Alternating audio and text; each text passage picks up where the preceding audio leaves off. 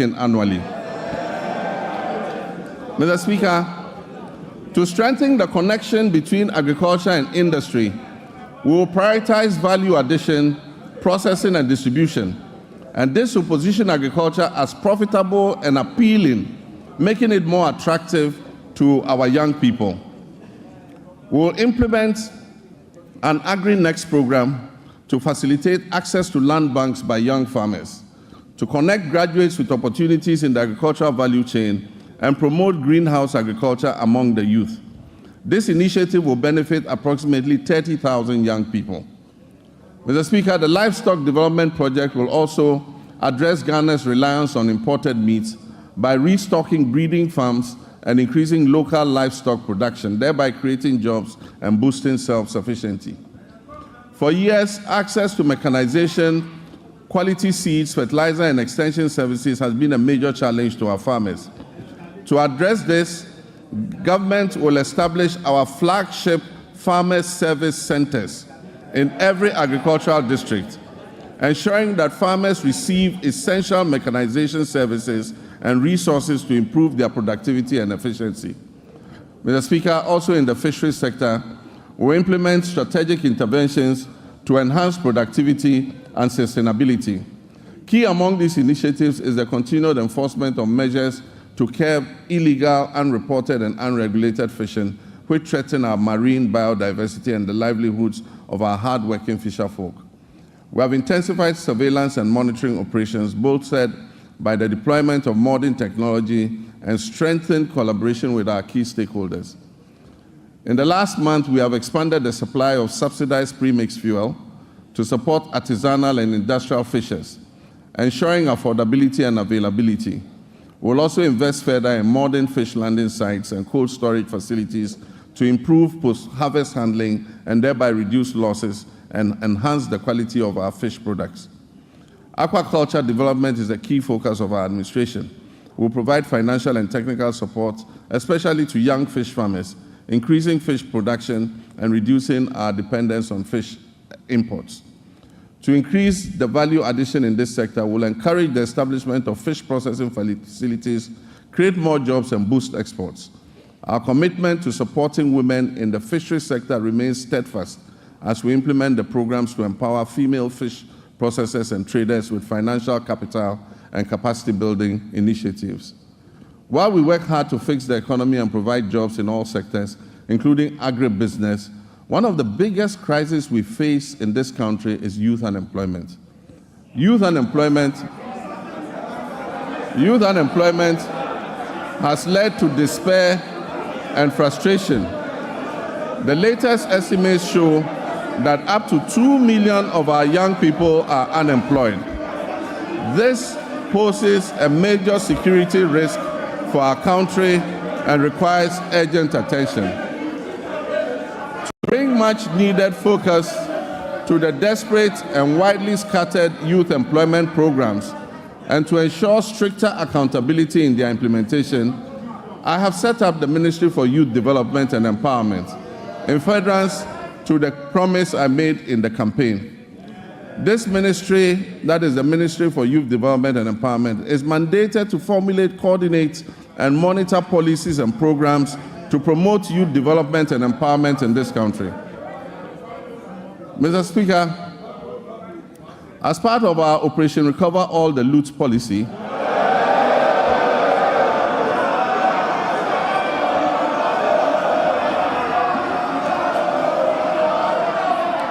Mr. Speaker, as part of our Operation Recover All the Loot policy, ORA, I've already tasked our investigative bodies to bring the culprits of the National Service Ghost Name scandal to justice.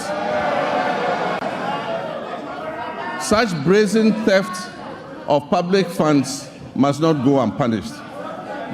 It is estimated that the criminal addition of some more than 80,000 ghost names could have yielded the suspects over 50 million Ghana cedis every month. Unfortunately, some of these suspects are believed to have absconded from the country already. I have directed that they be declared wanted and their assets traced and frozen until investigations are completed. To achieve a legally robust regime to govern national service, I've also tasked the Minister for Youth Development and Empowerment to coordinate and present to Parliament a legislative instrument to support the implementation of the newly passed National Service Authority Act 2024. That's Act 1119. We will introduce short military training as part of our national service scheme. This will instill a sense of fitness and discipline into our youth. The administration of scholarships is another challenge. It has been fraught with a lot of challenges. The poor who genuinely need scholarships are unable to access them because the rich and wealthy always crowd them out. To fulfill our government's vision of promoting transparency, equity, and sustainability in the scholarship scheme, we shall streamline the award process to ensure that not only deserving youth benefit from the system, deserving youth benefit from the system. We shall introduce increased transparency, including publishing the list of beneficiaries every year. Mr. Speaker, job creation is one of our main pillars, and it was one of the major promises we made to the youth of Ghana. To help actualize this promise, we're going to roll out what we call the Ejumawura program. This initiative will create, track, and mentor young businesses annually with a special focus on our youth. For the first phase, the top 2,000 implementable business proposals will be supported with business development training, mentorship, access to startup capital, marketing, and networking to operationalize their innovations and business ideas. We will also launch our flagship National Apprenticeship Program to equip at least 10,000 young people in the informal sector with employable skills, including providing apprenticeship fees and startup kits when they have completed. The Youth Development and the Interior Ministries will facilitate the training of our young people in the Okada business in areas such as road safety regulations, financial literacy, and digital skills, as well as facilitating the acquisition of motorbikes. We will introduce electric motorcycles on a high purchase scheme to eliminate the use of petrol and make their businesses more profitable. Mr. Speaker, Her Excellency the Vice President's Empowerment for Women and People with Disabilities program will also be launched this year.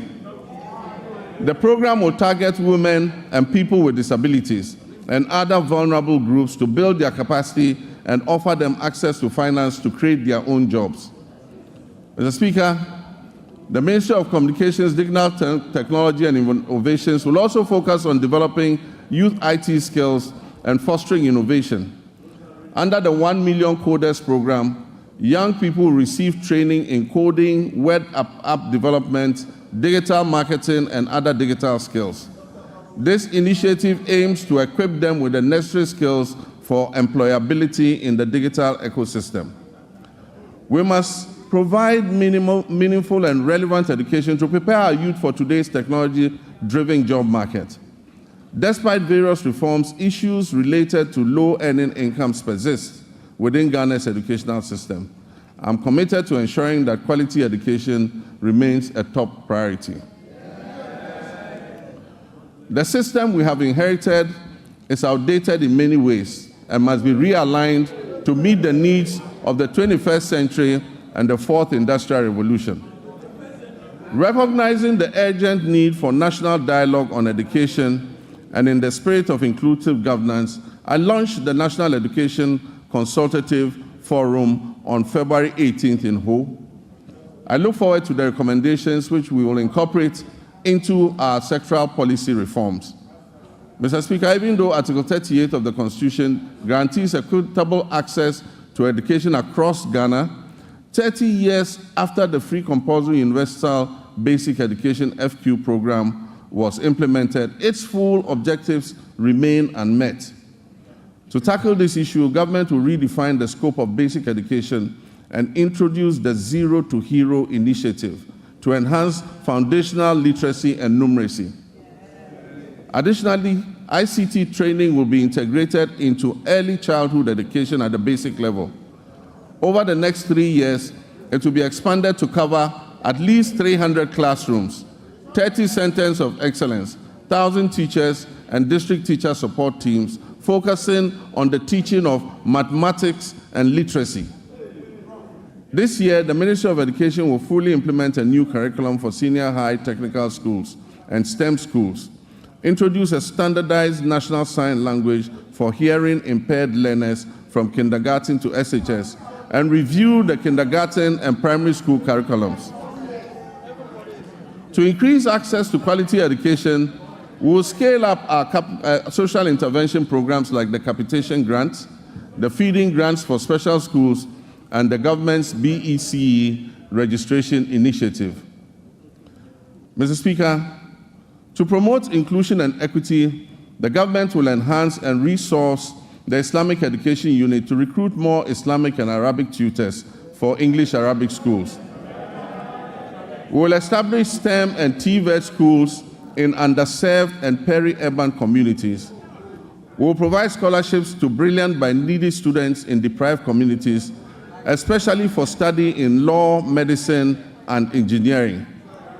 We will support Islamic colleges of education with infrastructure and logistics, and will enroll youth in Zongo and deprived urban communities in the National Apprentice Program and offer free technical and vocational training. Mr. Speaker, it is important to continue to retain and motivate our teachers in all schools, especially in the rural areas. Government will begin plans for the implementation of the 20% allowance for teachers who agree to serve in rural schools. District assemblies are going to be involved in this scheme to ensure that the teachers are present and teaching in the schools that are selected. This scheme will reward such teachers for their sacrifices and ensure quality education nationwide, not only in urban centers. Mr. Speaker, as part of our Teacher Dabre initiative, the construction of teacher accommodation units to improve welfare and attract teachers to rural areas will commence this year. Mr. Speaker, no new school will be built in this country without teachers' accommodation. Mr. Speaker, honorable members, once again for emphasis and for the record, I, John Dramani Mahama, President of the Republic of Ghana, will not cancel the free SHS program.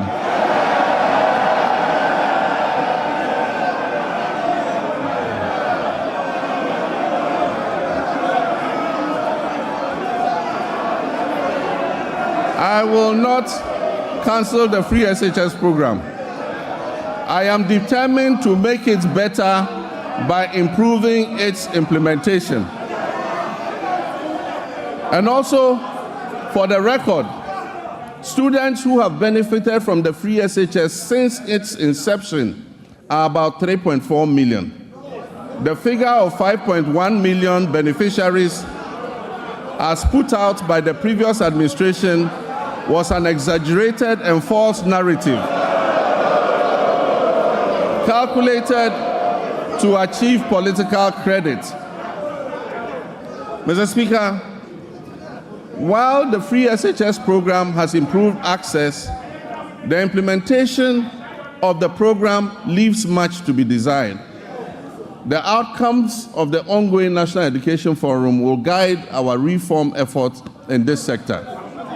Mr. Speaker, in line with our promise, the Minister for Education has announced the restoration of Parent-Teacher Associations, PTAs, in the running of schools. It is important for parents and communities to participate in the administration of their schools. The Ministry of Education and GAS will, however, ensure that PTAs do not impose unbearable financial burden on parents and students who cannot afford them.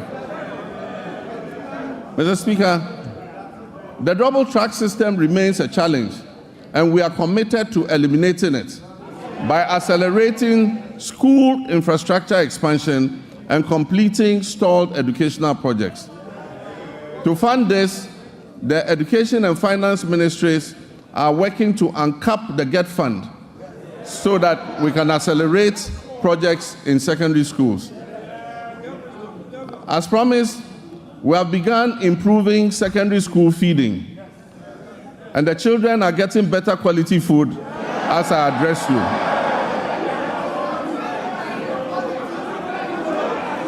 Mr. Speaker, efforts to decentralize school feeding and food management include strengthening procurement and store management records capacity. Once completed, food procurement and management will be fully handed over to the secondary schools to do their own food procurement. Mr. Speaker, science, technology, engineering, and mathematics are central to national development, STEM.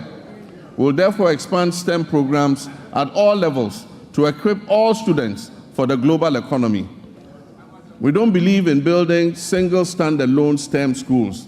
We believe that STEM must be part of the curriculum of every secondary school. Mr. Speaker, regional TVET centers of excellence will be established to provide practical skills. Every region will get a TVET center of excellence to expand technical and vocational education training.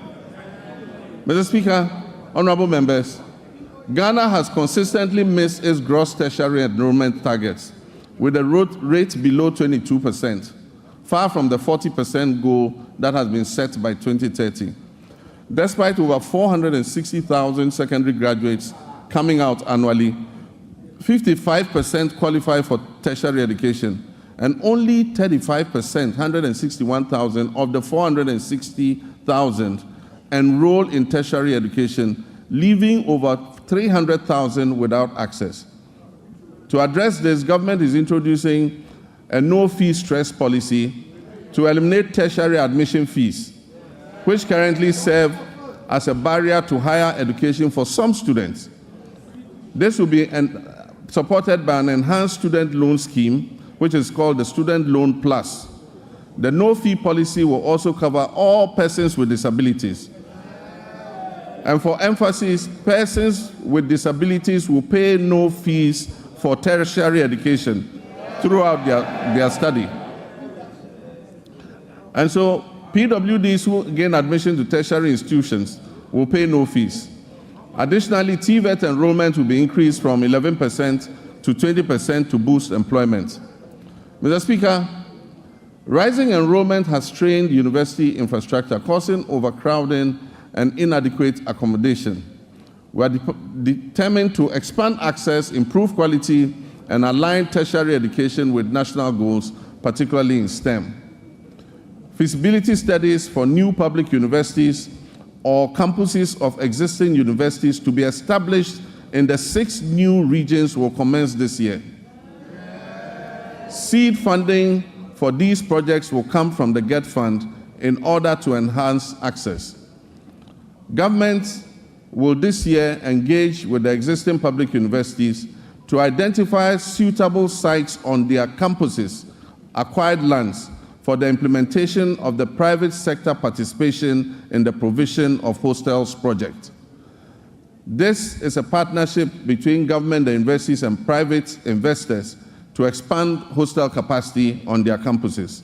This will allow more students to be accommodated on the campuses to allow for a better learning environment.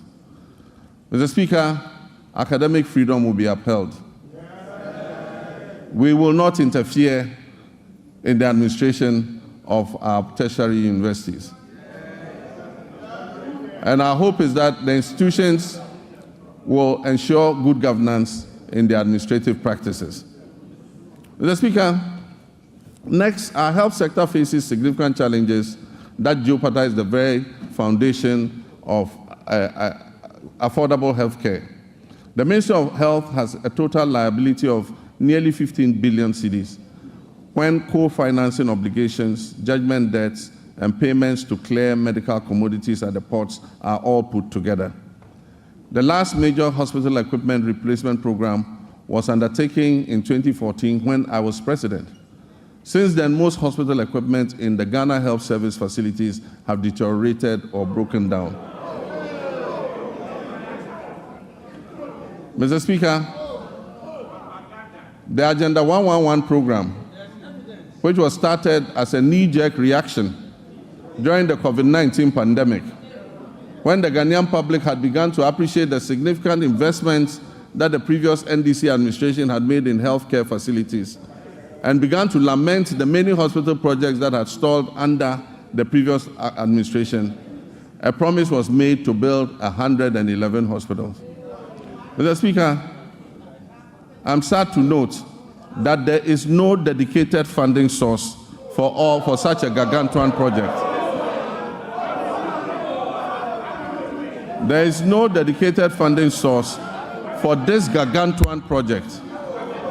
Mr. Speaker, for the record, as I speak, not a single Agenda 111 hospital is operational. In any part of Ghana, I challenge you, not one is operational. Mr. Speaker, and it is worth disclosing that $400 million has already been disbursed under the Agenda 111 project.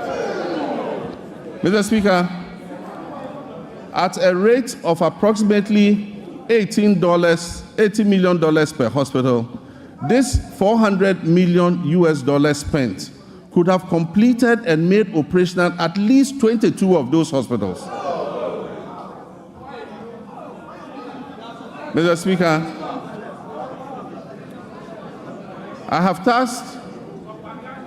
I believe that the money should have been focused on completing a number of hospitals and making them operational instead of spreading it over the current 111 hospitals. As I speak, some are at the foundation level and not a single one is operational. I have directed the Minister for Health to present us with a plan on the way forward for this program. And let me add that we are open to public-private partnerships and franchising to complete and operationalize these hospitals.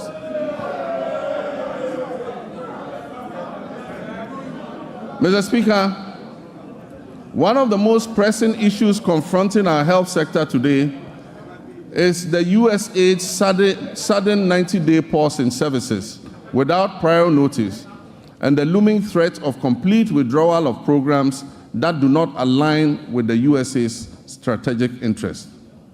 Programs that will be affected include the delivery of medical commodities to regional medical stores and health facilities in the Upper West, Upper East, Northern, and Savannah regions.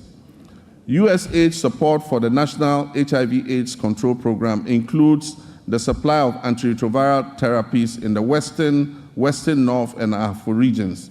These will also be affected.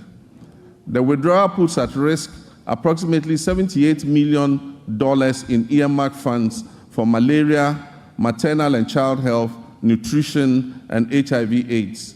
It also covers some programs being run at the Noguchi Memorial Institute in research. The impact will be challenging without urgent intervention. I've therefore directed the Minister of Finance to make immediate financial arrangements to mitigate this loss. And I expect that this will be reflected in his budget, which will be presented to this House next month, on March 11th. Working with the NHIA, will revive the Onuado mobile health care vans.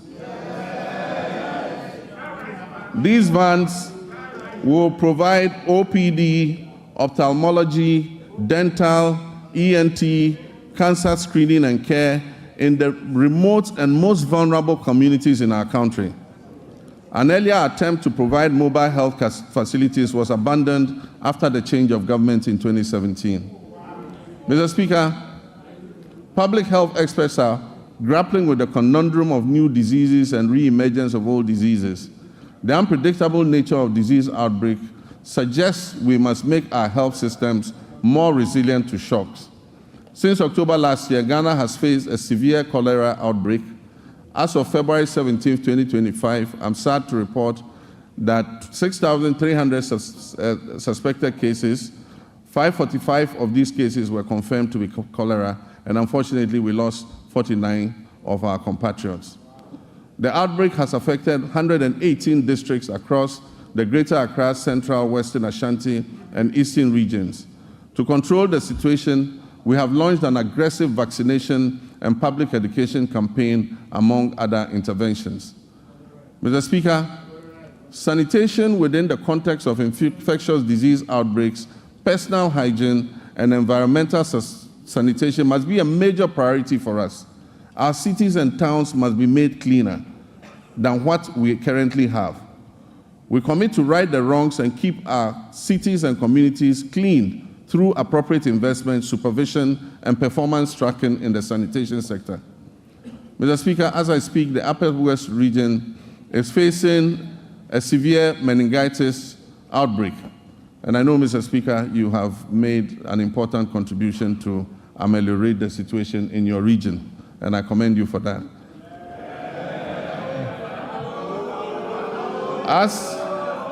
As of February 17, 2025, 135 suspected cases of meningitis were reported. 22 of those cases were confirmed, and unfortunately, 16 deaths have been reported across 10 districts. We've instituted free treatment for affected persons and deployed a strong national team of health experts to encourage early reporting to health facilities of suspected meningitis. Mr. Speaker, as outlined in the 2024 manifesto of the NDC, my administration is actively developing the framework for the rollout of the free primary health care program. When fully implemented, this initiative will mark a significant step towards Ghana achieving goal number 3.8, which is universal health coverage of the SDGs, by eliminating financial barriers to basic health care access.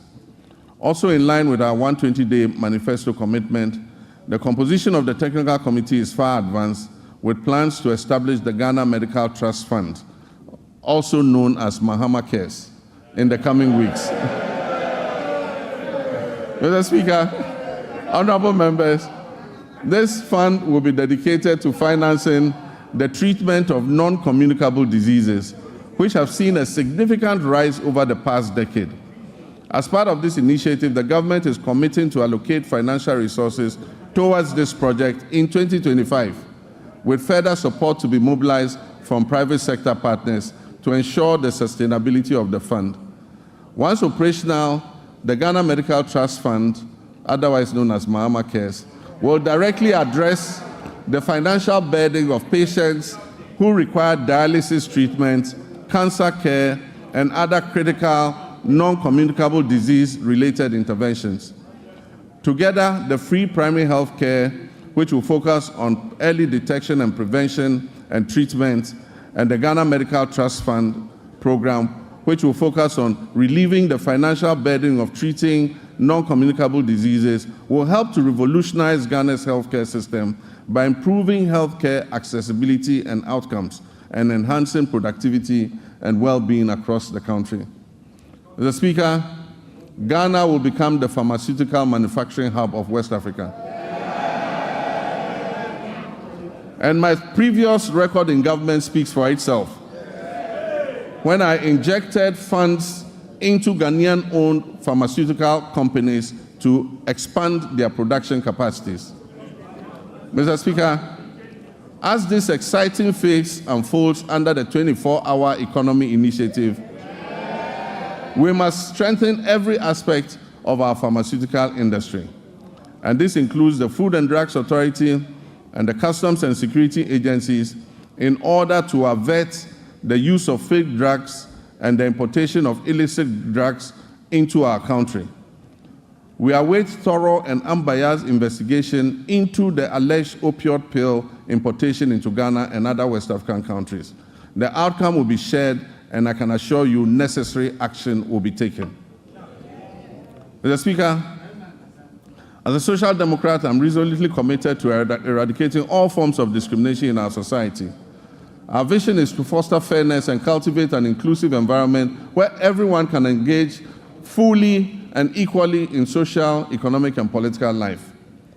With my Vice President, the history-making Professor Nana Jane Opoku-Agyeman, we will engage with all stakeholders, including our development partners and civil society organizations, to prioritize gender equality, equity, and social justice.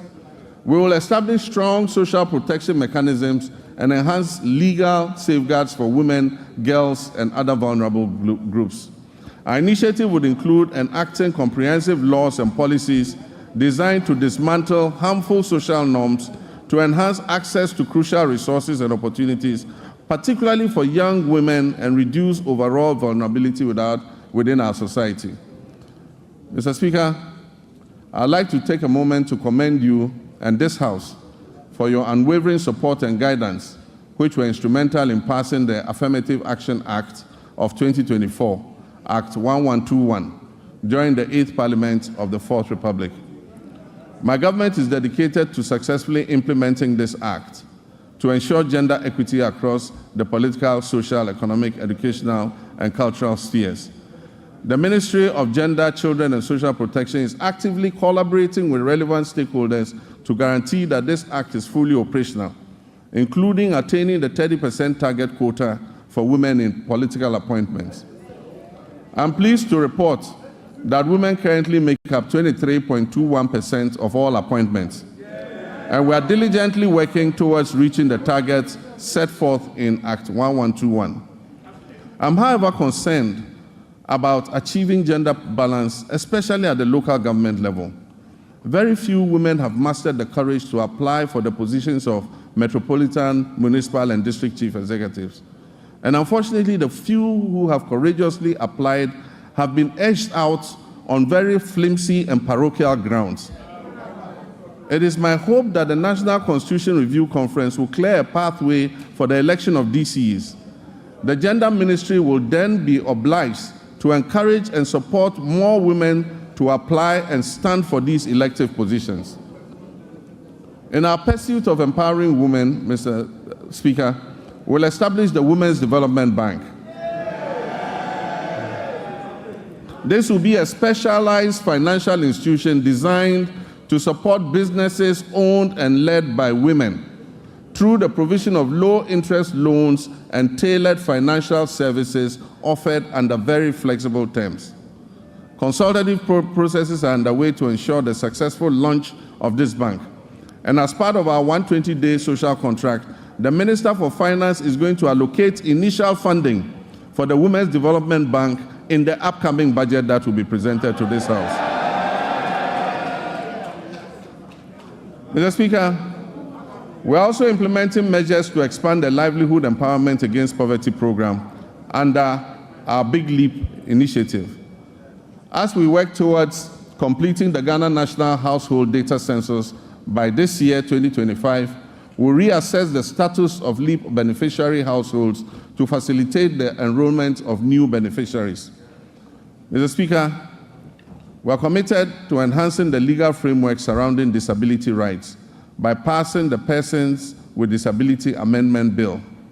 Additionally, we will introduce a legislative instrument to strengthen further the provisions of the Persons with Disability Act, Act 715 of 2006.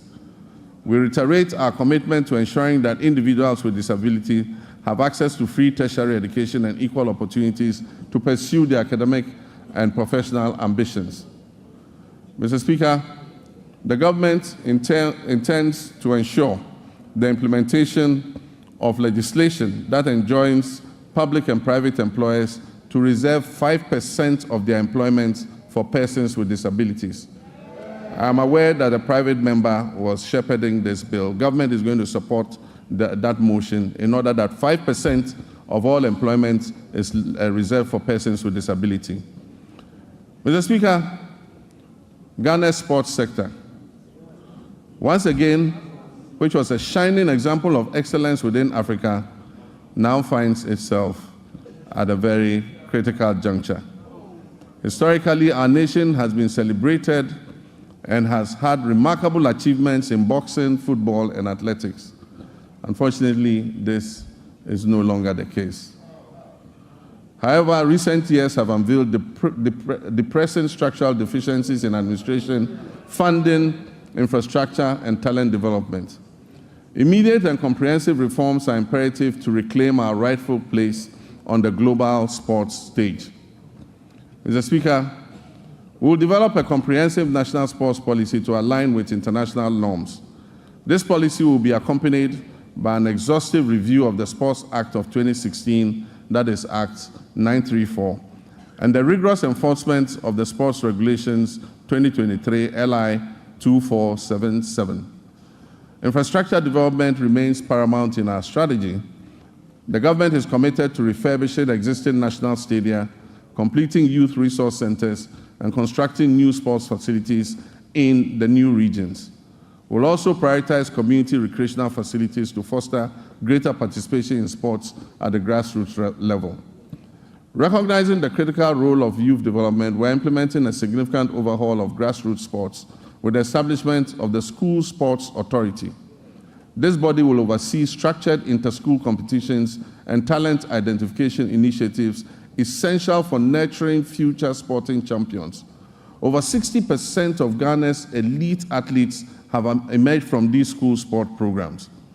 The ministry has now been renamed the Ministry of Sports and Recreation. To acknowledge the significance of recreation, we will launch a National Recreation Day. This will be a monthly initiative centered on community engagement alongside an annual National Recreation Festival. These initiatives will encourage keep-fit activities and promote active lifestyles. It will promote traditional games and strengthen community bonds. Next month, the senior national team, the Black Stars, which is now a pale shadow of its former glory, will play 2 World Cup qualifying matches. I've instructed my office and the Minister for Sports and Recreation to hold the Ghana Football Association accountable to the people of Ghana as we prepare for these games, especially regarding the budget of the FA. There will be no secrecy in how much the government spends on the national teams. The budgets presented by the FA and other sports associations must be known by the public. After all, it is the taxpayers' funds that are used to fund these activities. The reduction in government expenditure and waste reduction applies to all sectors of the economy, including the Ministry of Sports and Recreation. Mr. Speaker, tourism, culture, and creative arts remain vital cornerstones of our national development strategy, playing a significant role in job creation, cultural exchange, and economic growth.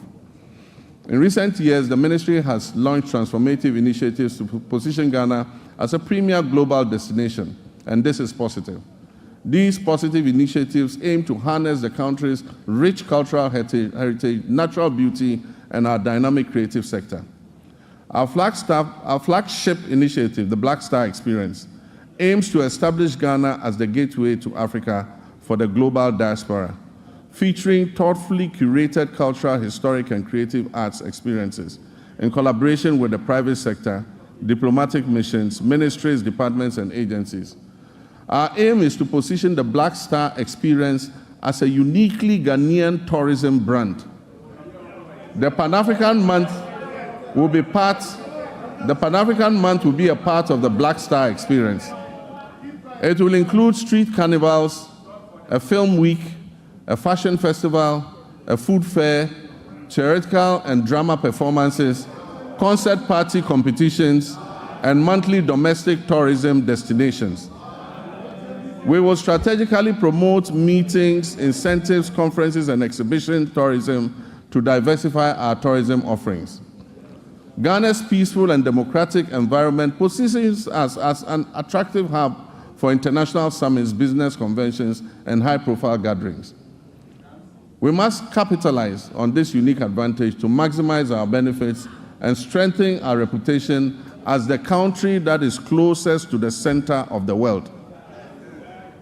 We're also committed to revitalizing the Accra Marine Drive project, a significant urban redevelopment initiative which was designed to transform approximately 241 acres of Accra's coastline into a vibrant tourism and economic hub. Although the cabinet approval for this vital project was achieved during my presidency in 2016, progress has stalled. We'll reassess the work completed and take decisive action to bring this all-important project back on track. We will develop the Osu Castle, the former seat of government, and the area around it as a tourist attraction. It will have a pedestrian precinct with arts and craft markets, jewelry and gold markets. This approximate 22-acre land will become a destination for tourism.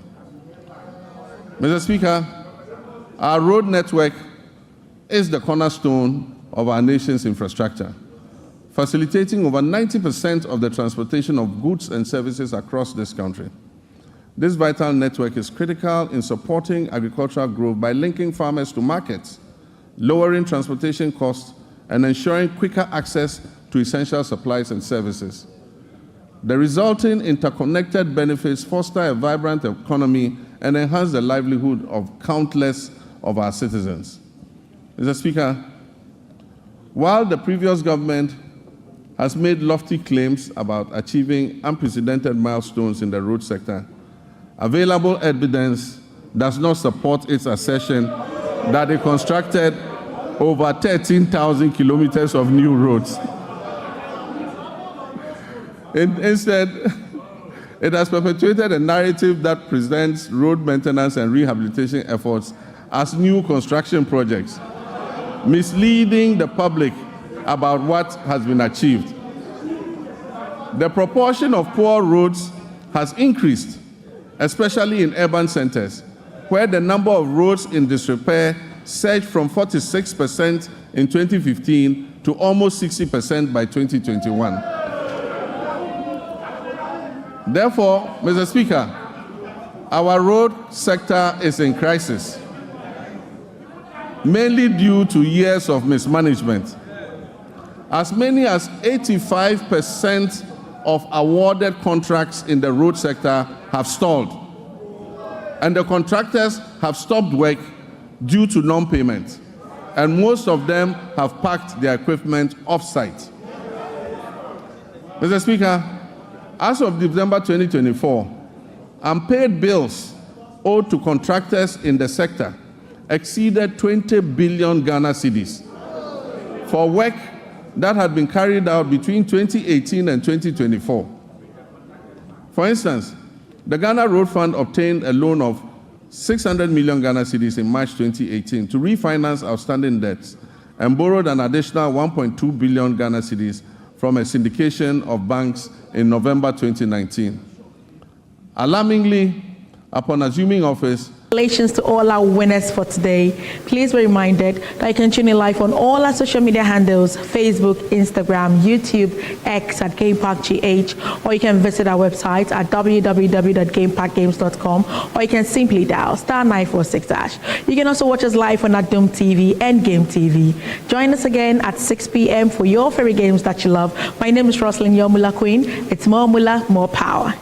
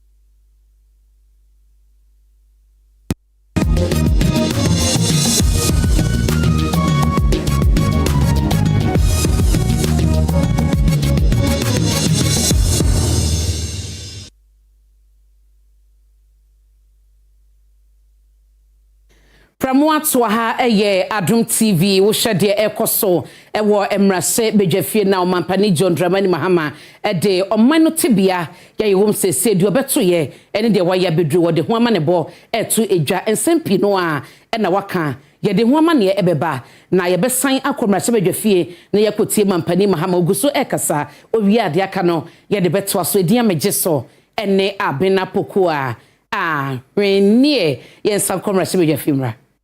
This project will create significant employment opportunities. It will stimulate economic growth and bolster tourism in Ho and the surrounding communities. I have directed the airport company to release 10 acres of land at the Ho airport for this purpose. Mr. Speaker, with the completion of the Tema-Mpakadan rail line, the government will launch passenger services between Tema and Adom. We will also begin developing the necessary infrastructure on the Volta Lake to facilitate freight transport between Tema Port and Bupe as part of our Eastern Corridor multimodal transport system. The Western Railway line will continue to be modernized in partnership with the private sector. This initiative aims to support the efficient transport of bulk cargo and minerals from the mines in Nsuta, Awaso, and Yinehin to the Takrady port, while providing passenger transport along the Western Corridor. Mr. Speaker, the last attempt by the previous administration to re-establish a national airline has failed. We will reopen a transparent process that will receive expressions of interest to invite competent established partners to work with us to establish a national airline. We believe that an efficient national carrier can help reduce fares on routes where external carriers are currently enjoying a monopoly. Mr. Speaker, our communications and digital technology initiatives focus on expanding our national digital infrastructure to stimulate innovation and enhance public service delivery. We're also dedicated to improving access to information and communication technology, promoting the digital economy, ensuring inclusive and equitable growth across all sectors. Nevertheless, the sector faces several significant challenges that hinder our progress, and these include insufficient infrastructure for delivering weather and climate services across all time zones, fragmented and uncoordinated databases, outdated legislation and policies that do not keep pace with a rapidly evolving sector, a lack of adequate technology to effectively detect, prevent, and respond to cybersecurity threats, and a daunting debt burden of almost 2 billion cedis. To revitalize this sector, government is committed to reviewing existing laws and policies to better align them with emerging technologies such as artificial intelligence, big data, Internet of Things, and machine learning. Additionally, we'll develop and expedite the enactment of the Kofi Annan Center of Excellence Bill. This legislation will establish the necessary framework for the center to concentrate on research and development, consultancy services, and capacity building. Mr. Speaker, access to safe and reliable water and affordable housing significantly enhances the well-being and quality of life of our people. These elements are integral to our reset agenda and fundamental to our vision to build the Ghana that we all want. However, the water sector in Ghana faces considerable challenges, including illegal mining activities that contaminate freshwater sources, rendering them unsafe for drinking and agriculture.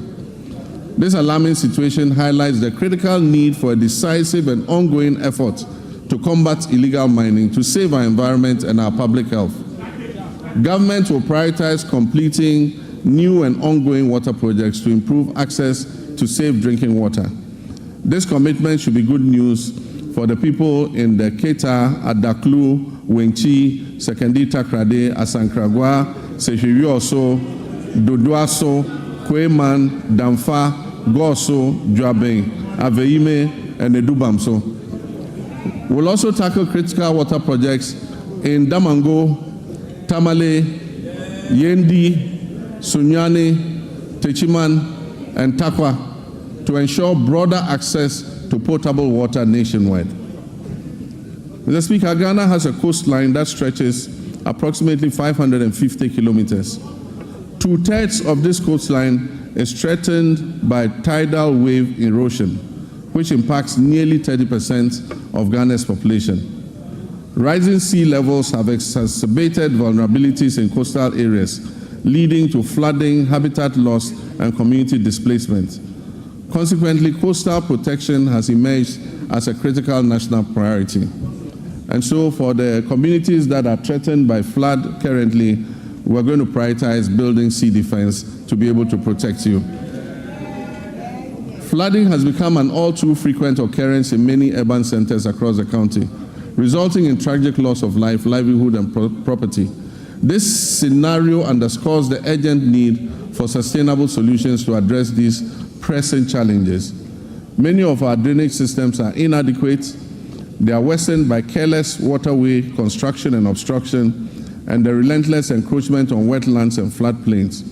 To tackle these issues, we have to explore alternative sources of funding to support essential drainage works, desilting, flood control, and coastal protection. Mr. Speaker, the quality of life of any nation relies significantly on a well-regulated and efficient housing market that guarantees access to decent homes. Our housing deficit is estimated at over 1.2 million units, and this has been the situation for many decades.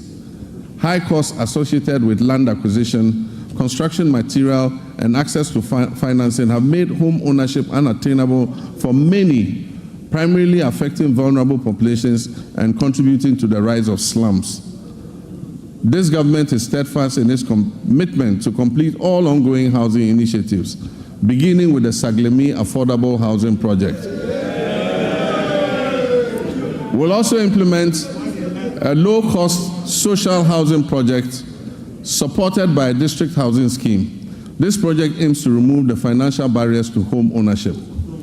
Workers in the formal sector, public or private, who have about 15 to 20 years before retirement, can purchase and own a house in cedis and have the cost deducted monthly from their salaries until the house is fully paid up.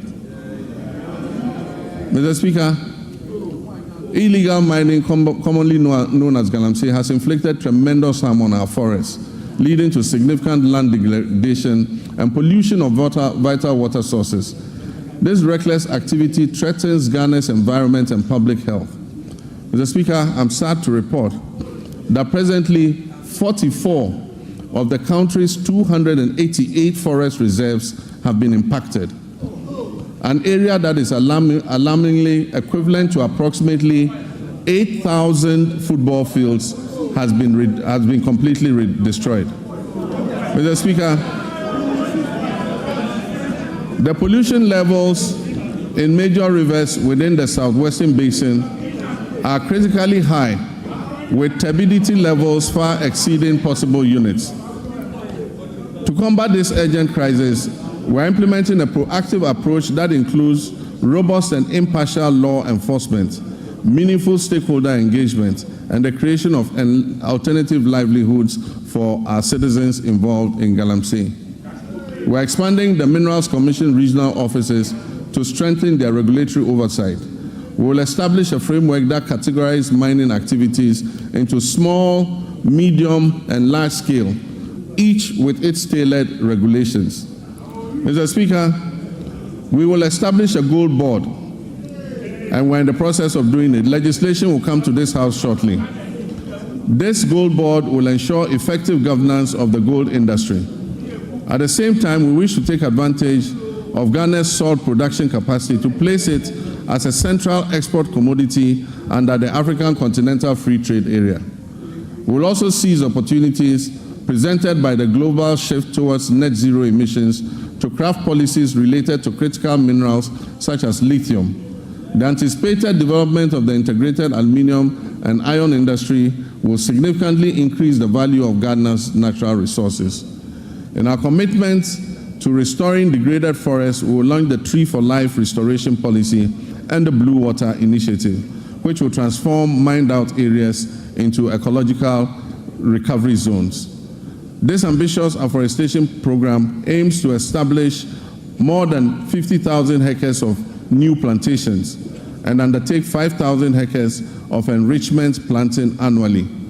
We'll also implement public sensitization campaigns to foster sustainable forest management practices and uphold the Wildlife Resource Management Act.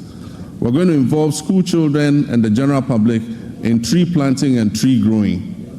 Mr. Speaker, comprehensive reforms will be introduced to enhance transparency and efficiency while ensuring tenure of security in land administration. Climate change remains a pressing concern for Ghana and the global community. To meet our climate mitigation targets, Ghana has allocated 24 million metric tons of its carbon budget, totaling 64 million metric tons of carbon for authorization under Article 6 of the Paris Agreement. We've successfully authorized 3 projects which are poised to reduce 5.2 million tons of our carbon emissions. In line with our manifesto, we are committed to strengthening institutional and human capacity through necessary adaptation and mitigation measures to bolster resilience in critical sectors such as agriculture, forestry, energy, and water resources. We also pledge to align our national policies with international efforts to limit global warming to 1.5 degrees centigrade by 2050 and promote a fair and just transition to renewable energy sources. Mr. Speaker, we stand on the cusp of making history, the history of a country that prioritizes transparency and accountability as key elements of governance. During my campaign for president, I pledged, as captured by the NDC's 2024 manifesto, to take a strong stance against corruption. Mr. Speaker, we must end state capture. Mr. Speaker, we must end the purchase of state and public assets, such as land and other immovable assets, by members of the political class. Mr. Speaker, I pledge to fight corruption head-on by implementing Operation Recover All the Loot, ORAL. In that regard, Mr. Speaker, one of the first committees I established, even before my investiture as president, was to establish the Oral Committee on the sidelines of our transition. It is instructive to announce that the committee received over 2,000 complaints from the public and has since handed over a comprehensive report. This report has been given to the Attorney General for further review, thorough investigation, and eventual prosecutions. Mr. Speaker, the recent arrest related to the unwarranted payment of $2 million of Ghanaian taxpayers' money in the Sky train saga, and then also the National Service Ghost Name scandal, mark only the beginning of a comprehensive response based on the Oral Committee's findings. Mr. Speaker, let me state that my commitment to fighting corruption will continue with the establishment of a unit at the presidency and the maintenance of the hotline, where complaints and reports regarding graft and corruption will continue to be received and transferred to the Office of the Attorney General. Mr. Speaker, we will shortly submit for consideration a bill to regulate and restrict the sale of disposal of public lands and state assets. Mr. Speaker, as soon as the 2025 budget is approved, government will immediately take steps to reform the existing anti-corruption agencies by increasing funding and improving transparency and accountability. Mr. Speaker, Ghanaians voted largely and overwhelmingly and endorsed the NDC because we demonstrated a strong commitment and abhorrence for corruption. We pledge to fight corruption and implement far-reaching reforms that will eventually achieve a sustainable zero-tolerance policy against corruption. Mr. Speaker, the justice and legal sectors play pivotal roles in ensuring accountability and fostering the fair, equitable treatment of all our citizens by the state and its agencies. Delays and uncertainties have plagued justice delivery in Ghana, leading many Ghanaians to perceive a politicization of the judicial process. The public trust in the judiciary's independence is alarmingly low. We must work together to restore confidence in the judiciary. My government will uphold the judiciary's independence and work with the Judicial Council and services to depoliticize justice delivery and collaborate closely with the Chief Justice to combat corruption effectively. Mr. Speaker, in line with our manifesto promise to reform and expand legal education, we have developed a legal education reform bill ready to be presented to Cabinet for approval and laying before this August House Parliament. Mr. Speaker, on January 30th, 2025, I inaugurated the Constitution Review Committee to undertake a comprehensive review of our fundamental law and ensure that it reflects the hopes and aspirations of our citizens. The committee is composed of distinguished scholars, jurists, and professionals who have made significant contributions to our nation in both the public and private sectors. They will engage Ghanaians and consult with the relevant stakeholders and experts over the next 6 months. Their findings will ultimately be presented to the public for approval, followed by submission to Parliament for enactment into law, and referendums will be held where necessary. Mr. Speaker, I'm pleased to report that Ghana's internal security remains stable, despite developments primarily rooted in chieftaincy disputes. We firmly believe that even amidst conflict, it is essential for our citizens to coexist peacefully and seek amicable resolution to these disputes. We will initiate comprehensive reform across all security agencies to strengthen our national safety and security. One area that has garnered significant public scrutiny is the recruitment process within our security forces. Accusations of politicization, favoritism, protocol, and selectivity have been prevalent. Let me assure you that we are committed to changing that narrative and fostering a more transparent and equitable recruitment policy so that all our young people who wish to serve in these services have an opportunity to do so. We are dedicated to enhancing the capabilities of the Ghana Police Service, the Prison Service, the Ghana National Fire Service, the Immigration Service, and the Narcotics Control Commission, the Customs Division of the Ghana Revenue Authority, and all investigative bodies operating under the Ministry of Interior. By motivating and re-equipping these agencies, we aim to effectively maintain internal peace and security. Mr. Speaker, I want to reaffirm this government's unwavering commitment to prioritizing the welfare and well-being of our brave men and women in uniform who sacrifice daily to uphold law and order and secure our nation's peace. We will invest in adequate equipment and suitable accommodation for our security personnel. As Commander-in-Chief of the Armed Forces, I want to emphasize our determination to strengthen our democracies. This is particularly true given the troubled proliferation of military-grade weapons that have fallen into unauthorized hands. These weapons pose a significant threat to our national security and our constitutional democracy. They endanger the safety of all Ghanaians and potentially exacerbate existing conflicts such as chieftaincy disputes and in many cases fall into the hands of armed robbers. Since taking office, we have pursued a responsible approach to account for these unregistered weapons while maintaining stability within the security apparatus. I'm pleased to report that we've made substantial progress and are committed to ensuring that those responsible for this situation are brought to book. In our efforts to safeguard our citizens, Mr. Speaker, to safeguard our territory, to maintain our democracy, we remain vigilant against the threat of violent extremism and terrorism. Therefore, we are resolute in enhancing our defense mechanisms through diplomacy, counterintelligence, information sharing, infrastructure development, and the acquisition of appropriate technology. Achieving a stable and secure nation necessitates the motivation of our uniformed personnel. Currently, the Ghana Armed Forces faces a housing shortfall of over 17,000 units, and we recognize that the inadequate state of barrack accommodation needs to be addressed promptly.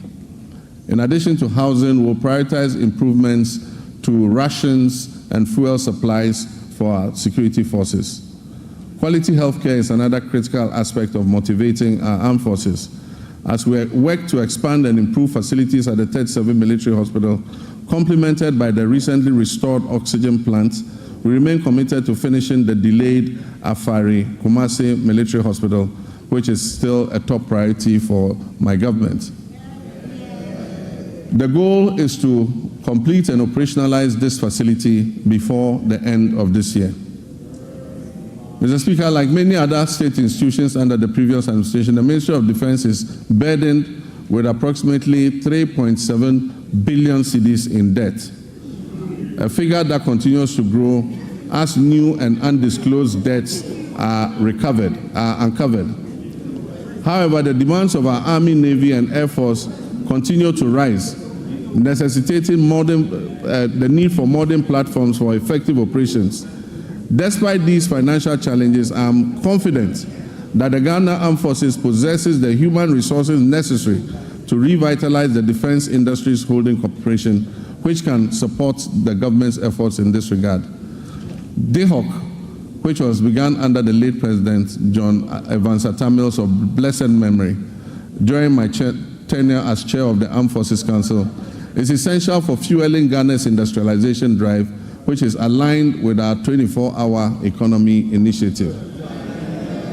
Although DHOC has expanded, it's yet to be fully optimized to deliver the returns needed for the Ghana Armed Forces and our nation. I've tasked the Minister for Defense with incorporating innovative and significant private sector participation into DHOC's operations to harness its considerable potential for economic growth. Mr. Speaker, Ghana's strong international reputation was reaffirmed by the historic participation of foreign leaders during the swearing-in of the President, myself, and Vice President Nana Jane Opoku-Agyeman on January 7th, 2025. Mr. Speaker, it reflects the confidence our country's stability and democratic progress has engendered in the international community. Ghana remains committed to its Pan-Africanist ideals, non-alignment, democracy, and global cooperation, and the rule of multilateralism, embracing a policy of friends to all and enemies to none. We'll continue to cultivate diplomatic ties based on mutual respect and shared values. Mr. Speaker, Ghana is open for business. Our policy on economic diplomacy focuses on export diversification, foreign investment, and job creation. A new blueprint and delivery unit at the Ministry of Foreign Affairs with clear performance indicators will be launched soon to ensure foreign engagements yield tangible benefits for our people. Because of emerging security threats, especially on our borders, Ghana is committed to security initiatives, particularly in the Sahel region. We'll maintain a continuous engagement with our Sahelian neighbors and continue to work with them to resolve the difficult situation that they are confronted with. I've appointed a special envoy to help sustain diplomatic relations with our Sahelian neighbors, aiming to achieve their reintegration, if possible, back into our regional bloc. Mr. Speaker, we'll expand passport application centers nationwide to reduce processing times to 7 days. We wish that a passport will be delivered within 7 days from the date application is submitted. These comprehensive reports at the passport office is going to align with our vision of a 24-hour economy. The passport office is going to work 24 hours to process passports that have been applied for. Mr. Speaker, as we reset Ghana to serve Ghanaians better, government will also revamp the labor administration institutions in the country. We'll promote social dialogue and foster harmonious industrial relations among stakeholders. In the coming months, the National Tripartite Committee, led by the Sector Minister, will organize a national labor conference to discuss pertinent issues affecting labor and employers. The recommendations are expected to influence and shape government's policies and programs in this sector. Mr. Speaker, we will launch the Ghana Labour Export Program, which would allow Ghanaians to go abroad and work with countries that we have signed agreements in specialized areas like engineering, technology, welding, carpentry, masonry, and nursing, teaching, and so many and so forth. The government will maintain strict fiduciary responsibility for the operation of the National Pensions Regulatory Authority and the Social Security and National Insurance Trust. This year, the NPRA will fully automate its internal operations and the pension industry will be regulated. This is critical to safeguarding the growing pension fund assets. As part of measures to increase pension coverage in the informal sector, which currently stands at only 11%, the government will implement an informal sector pension inclusion initiative to increase participation in micro-pension schemes. Decentralization has been at the heart of our government system, yet key players in the process, such as assemblymen and women, often face neglect and inadequate compensation. Mr. Speaker, I did promise to pay modest allowance to our assemblymen and women, and I'm committed to keeping this promise. The Honorable Minister, when he presents the budget to this House, would have a provision for allowances for assembly members. Mr. Speaker, I have just unveiled the state of the nation as I came to meet it. I've also disclosed several measures that I intend to take to address the challenges we have inherited. Nonetheless, no matter how well-intentioned our efforts to reset our economy are, they will not yield the desired outcome without the support of the people of Ghana. And so to my dear countrymen and women, you have clearly and unmistakably expressed your displeasure with the poor governance and corruption that has existed in the past.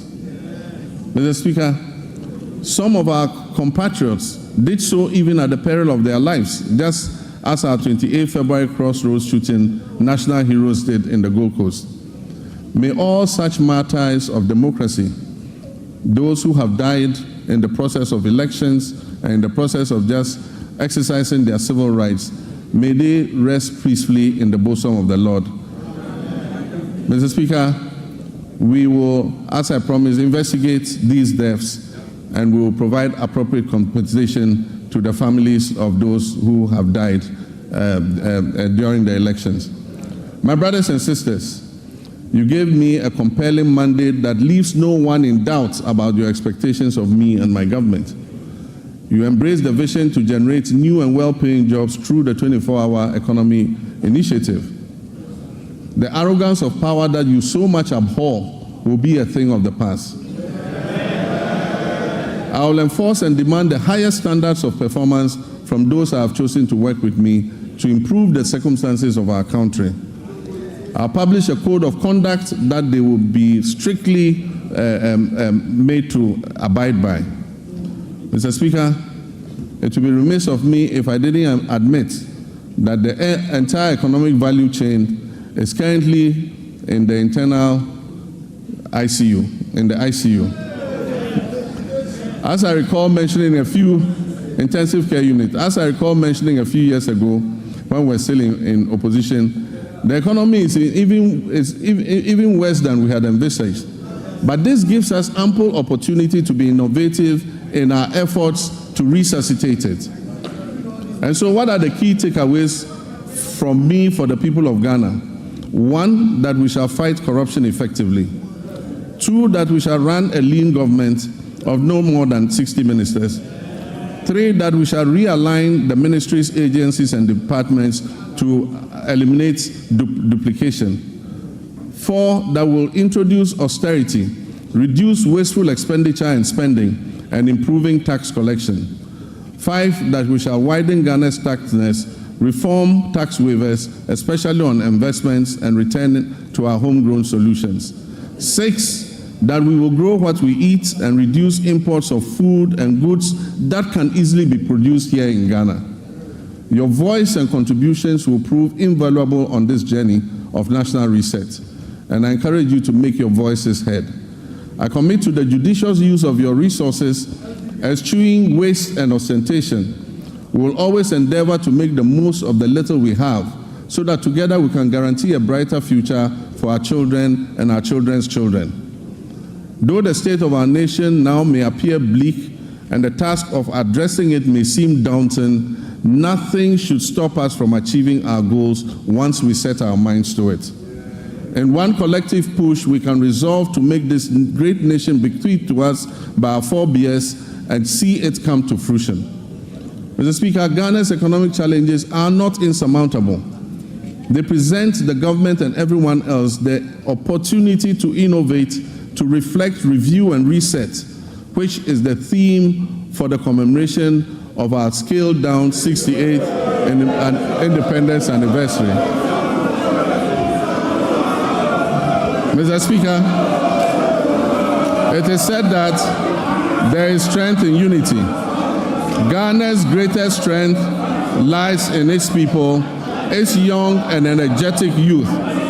If we stand united, we can be more resilient and build together the power of collective action to overcome economic and social challenges. Every Ghanaian, regardless of political affiliation, background, or status, has a responsibility to play a key role in nation building and work towards a complete reset of our country. Mr. Speaker, let me assure you that we are leaving no one behind as we reset to rebuild the Ghana we want. We will rebuild a Ghana that works for all of us and not just a few. We shall live the dreams of our forebears in our lifetime. And so, my countrymen and women, where despair once existed, let hope radiate. And where the sun appeared to set on our bright prospects as a nation, let a new dawn of enthusiasm and renewal supplant it. So that when I come and stand here next year to present a message of the state of our nation, it will be one brimming with excitement and happiness. Mr. Speaker, I thank you very much for this opportunity. I thank honorable members for your kind attention. May God bless our homeland, Ghana. Thank you.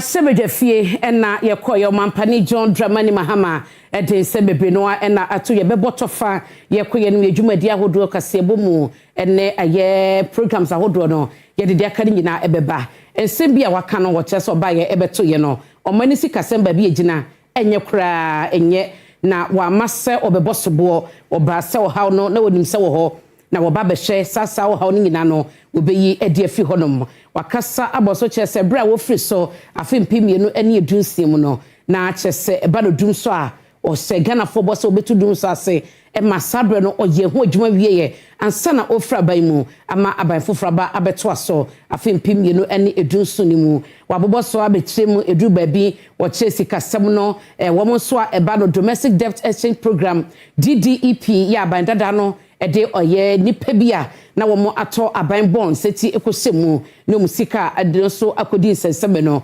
wasebo se obetue obi asika ama no akwakosi peso etwato no waso bi odi asika obi asika ebema no eno eya resemu sema wode ama wom wa sanso bobo so ede ba ebepie mu saglemi adan eho nsensem eni adan ahodo bi ni enwuma bi a ewo ma ban enwie ye waka ho asem se wode no eto nchenso a free senior high school ene recommendations susuye pino a ya mpanyefo edeba no mampani Mahama akasa fa ho kyese wa maso oba betwa fie seches mu ne mom oba se obehye kena na se school no ebeye papa na esonfa so akwani mu no eno nti na oba ye nti obehye na waye ne yie ama Ghana fo enya hoto edru ba bi ombo na ba so pa wo kyese wototo ne man nche assembly members wo mo ebenya allowance ene ye ho so wote ye ewo ho edoso na yekoye dim no ye adwumadi ahodo akaso no ye bebiebiem na ye di emu enkomo mamemfa wo enko asante mu agno good omo edua premine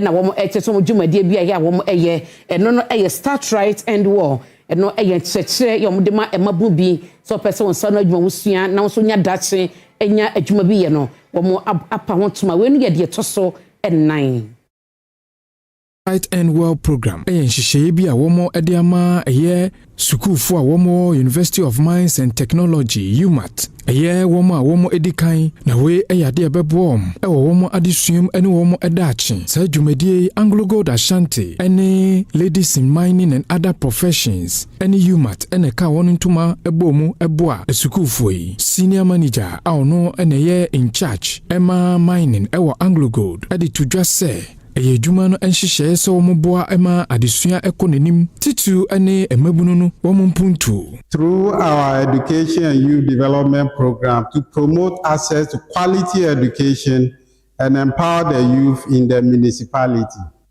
I'm also happy to announce that we are working assiduously to complete the establishment of the Smart System Center here at UMAT to provide training in artificial intelligence, Internet of Things, and robotic tools to students in the municipality. Immediate past Pro Vice Chancellor Emma University of Mines and Technology, UMAT Professor Anthony Simons, and so edi to just say womonia jepa sa projecti and behia se womokoso eka wono bom. We are not content with simply seeing you survive. Our collective aim is to equip you to thrive. We are committed to building a robust foundation that will serve you well beyond the confines of the campus. We recognize the significant transition from senior high school to university. It is a substantial leap,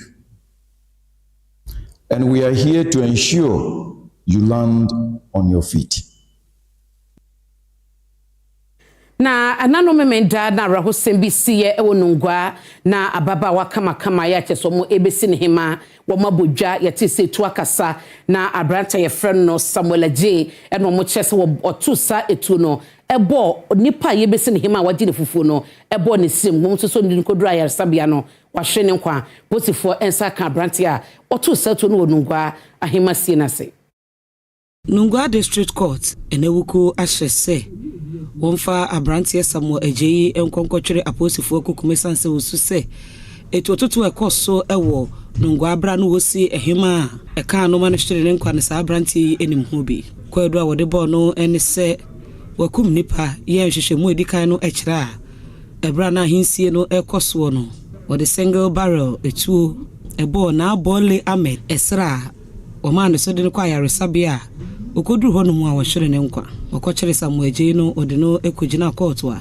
ana court hye se wonfa no kotwa posifo asoye na wuku ado be nimbo so me de to so dumie no wonsan fa no mra court biem na medewo ekọ enfrifri mantebo ne agina wa wotu senya east mansin ma ho na beto dwa se enkwada miensa na sese posifo ate wo mo makodin semone ate maya ene wo mo arepo mato mo na asade wo mo sa hyehye wo mase a etia wo mo fa hodie emra ene wo modi apolisifo echiremu se enipa mienu a wosese wonum ene wonum a wode sasobu yabo wonum nyina no wonum ejina class baako na woko inter school soccer competition a woyeyi ewo kaswa opekuma ne bra wonum efiri honum esan wechi abaka so agada na wonum wode subu yabo wo mu no wo mu nson akoto hye wonum so wo kwan mfimfini atwen wonum ekuwura imura bi mu a wakɔhye mayi ene wonum edaye resan so de wonsa ehyehyɛ wonum ase sare husemi na no fia da anwumre no sombre mu honum na esiye Moses Bonzi wonum a wodi wonum boni baako enua bema woni amane boni etwetwe nkomo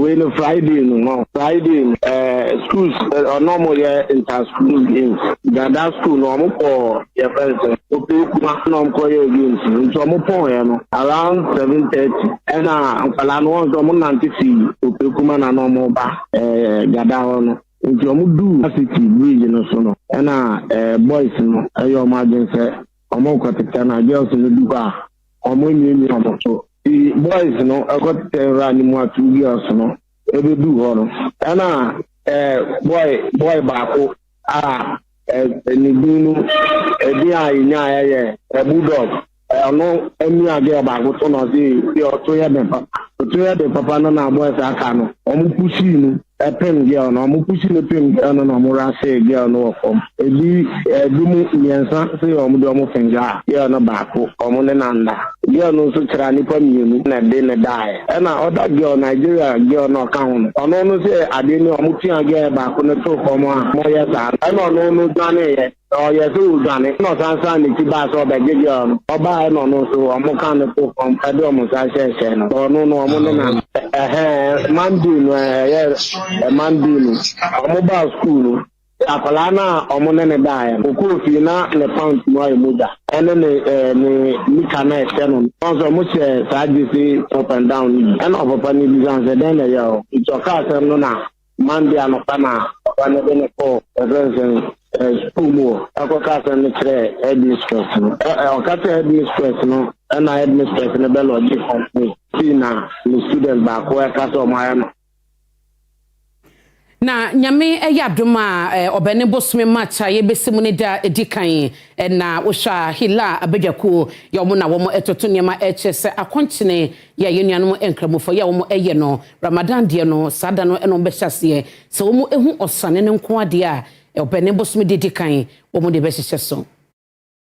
National Chairman Edman Hilal Committee no eye Alhaji Alhassan Yusuf ene wodi apiedwa echese enchebia na nkamofo ebefiri wo mu achiwia nase e wo bra friends entwofo nhia mu no wo chese Senyameboa on the 28th of February 2025 ene yeda eye 29th Shaban sada no ena yebekwa kwhwehwe eye Ramadan bosome no eyeda efiada senyame ye Adom ama yehu bosome no eda fiada no a ada eye memenda March bosome no eda edi nkan no ene be ye eda ye be hye echiriwia na ase eye Ramadan etwia no 2025 say yeko on the 28th of February ni ehu bosome no a and yet on the 2nd of March,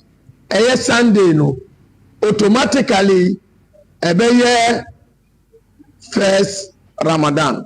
Otwa nkase se hila abedwaku no edie omo ehwe Ghana bosome no ansa na omo africhi wiase. Say ebeka se oman bi ehu bosome a enya oman Ghana no. Ye National Hilal Committee yenjuntum.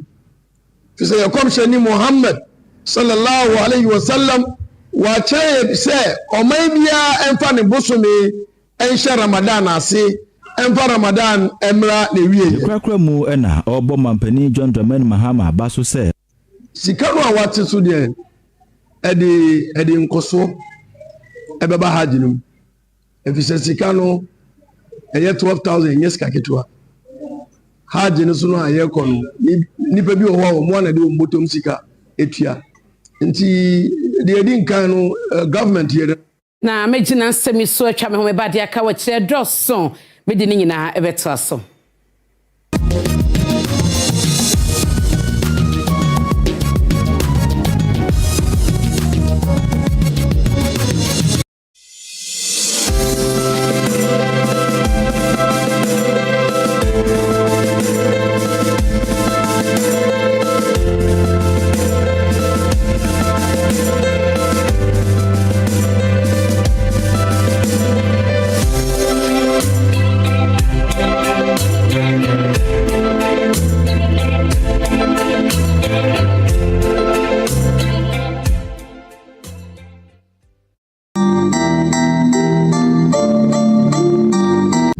I will always take you serious. Then I'm more trust me, sir. Malaria draw lumi trust no. And nam a year juman kasa. Enti sa lumi trust wo wa etumi malaria say. Me catch them say lumi trust force. And ni lumi trust DS. Yeah, yam penfo die. And na lumi trust suspension. Yeah, yam ofra die wo ho die. Se mo kwaya test na malaria wo mu a. Mo hu. And no answer mo ko pa biato. After 3 days no a won fa nwie no. Na ho ato. Lumi trust force. And ni mo ofra die lumi trust suspension. We can trust it. Lumi trust. E wo pharmacies ne licensed chemical shops. Mo pradodo a monfrɛ Pharma Trust Limited. Ana monfrɛ 0561 088 666 and 0561 088 663. Lumitrust, an effective anti-malaria from Pharma Trust Limited. Pharma Trust Pharmacy, providing quality and affordable medicine you can trust. FDA Aji Judy Nkratwe Atum. Ladies and gentlemen, we're going to demonstrate to you the superior properties of Flamingo paint as compared to other paint brands on the market. We take equal quantities of Flamingo paint and this ordinary paint. We then dilute them with water. And now, let the test begin. The gentleman on the left is going to apply the ordinary paint, and the gentleman on my right will use the Flamingo superior paint. As you can clearly see, Flamingo has the obvious better hiding. Furthermore, Flamingo has painted a much larger area. You know, one bucket of Flamingo paint is equal to several buckets of any other paint brand on the market. Flamingo paint is made with superior formulation to give superior durability, superior hiding, superior coverage. Flamingo paint, simply superior. You'll ever taste. Hi, baby. Hi, Mom. Hope you're having fun at Granny's. Yeah, but Grandma doesn't have my favorite top chocolate spread. Hi, Mom. Mommy, please, I missed top chocolate spread on bread. Tasty too. Made just for you and me. Choco, it's chocolate choco, it's chocolate choco, it's chocolate choco. Choco, it's chocolate. Surprise children! It's chocolate choco. Taste of chocolate. This advert is FDA approved.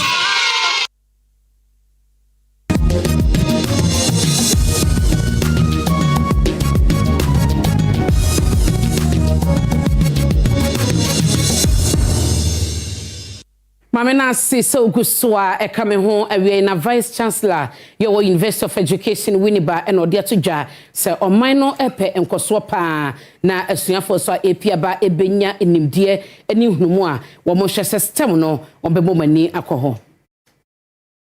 Education Winneba Upper Vice Chancellor's Community Initiative Program Hontoma say dwumadi wahyehyɛ ade aboa adesuafo awonimde nanso wabusua ne bia wobetimi ade ato wadesua so ɛwɔ Winneba adwumako ene ne mpotemu adesuafo du na wanya sika every Vice Chancellor Community Initiative Program yimu a wode ɛto wadesua so Adom kase ne Professor Stephen Jobson Mitchell etwetwe enkomo na wo kire sentia oyɛ wadwen sɛ obefa sɛ dwumadi ato wo ho so.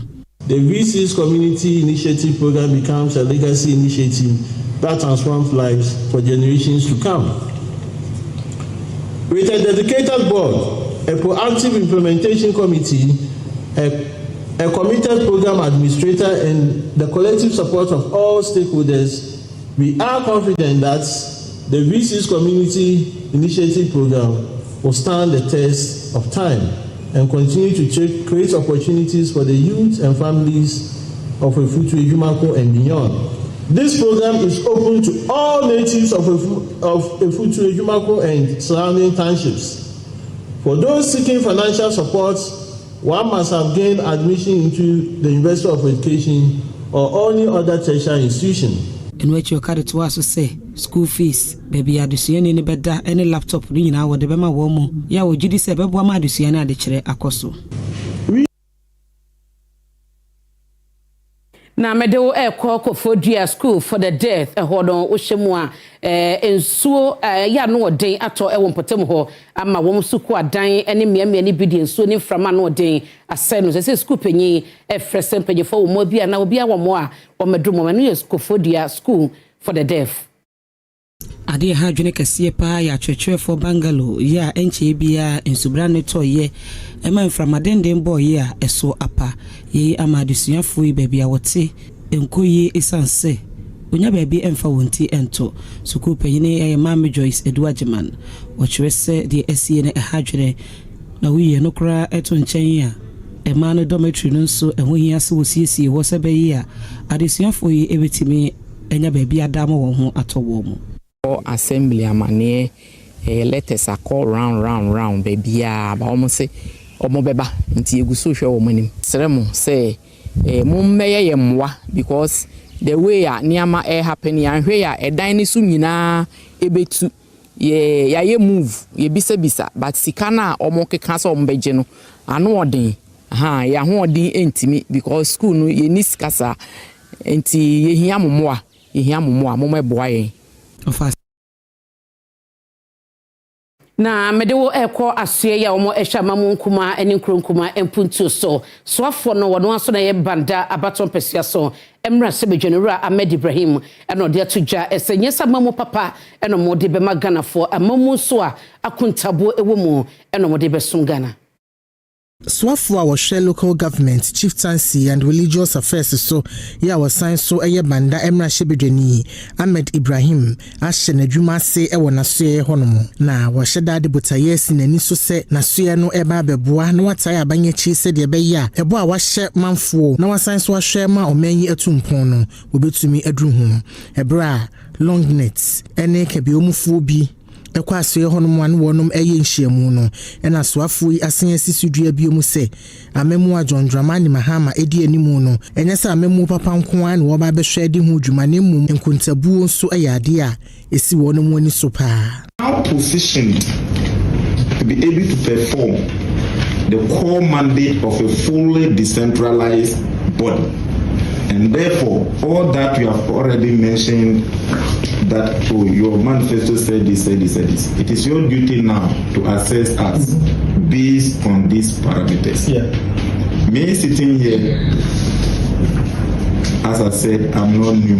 Your duty is to help me to be able to translate the manifesto into what we promise to do to Ghanaians. And that is all that we are going to do. So, on that note, permit me to promise that we are not going to deliver good governance, but we are going to add accountable governance. Because I know that's one thing we do.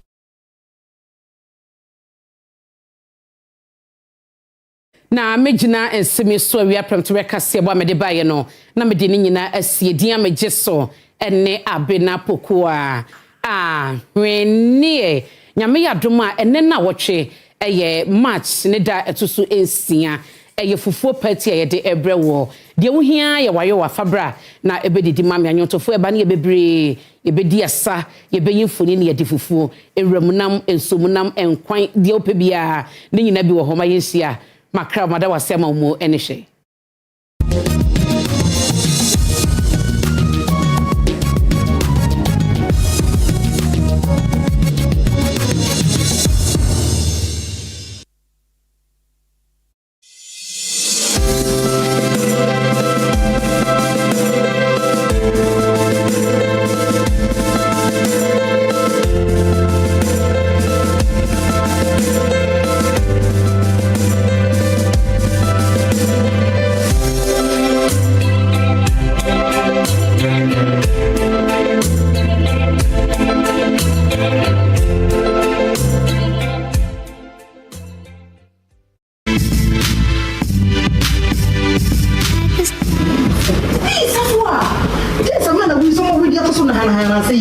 Diamond beauty so. And we name is secret. I'm going to must never talk about since I'm going to be about.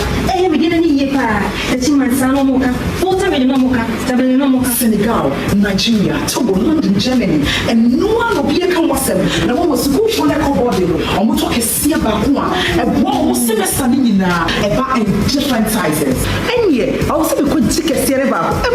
Yet the natural ingredients, honey, shea butter, cocoa butter, vegetable oil, and about in different fragrances. It is a lemon, I will pay heaven, I will pay Secomani, and Nasa Apple, and Coma Obia. The system, yes, so ma'am, you need to buy. I am making sure said diamond logo, diamond beauty soap. I will Friday.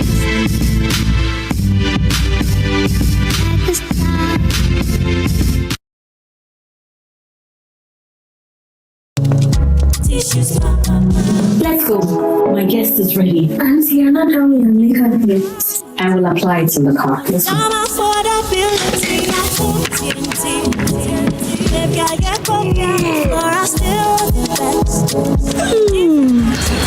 This car. I can't wait to see Grandpa. I miss him so much. Tissues, quality tissues for everyone. So, Bob Uncle, when are you going to marry my auntie? Tissues, tissues, tissues, Please can I use the washroom?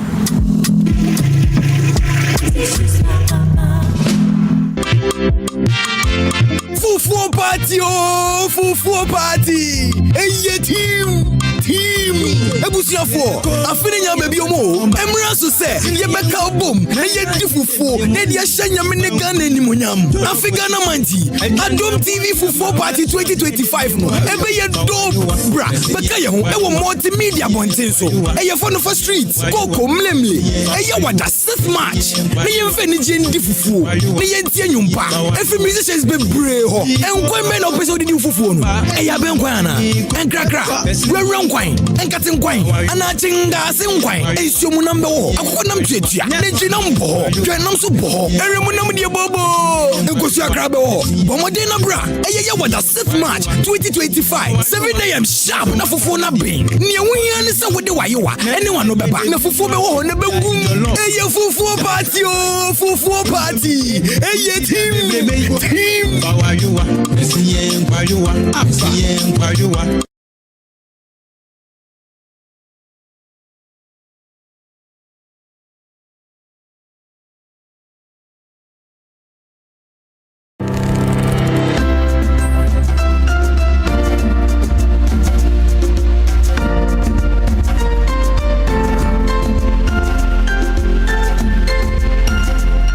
Say boom boom boom, no way about to say well.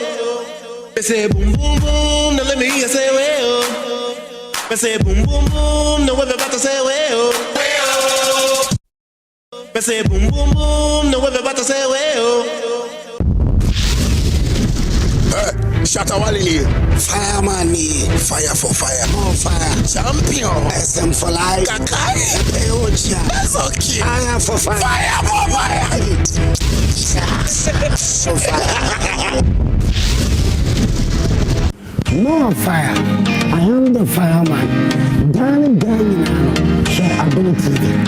Niti Adom 106.3 FM. Niti Asampa 94.7 FM. Jumedi Nususu, Ubetumi Di Achiu. Live, our adomonline.com, Facebook, Twitter, Instagram, TikTok, and our faces on YouTube. What's that?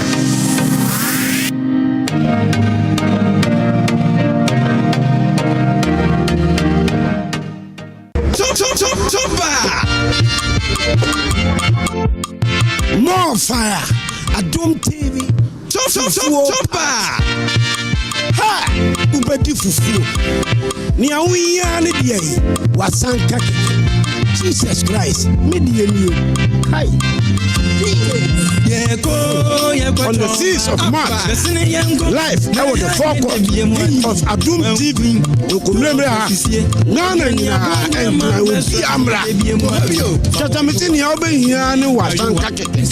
Adom TV, Fufu Party.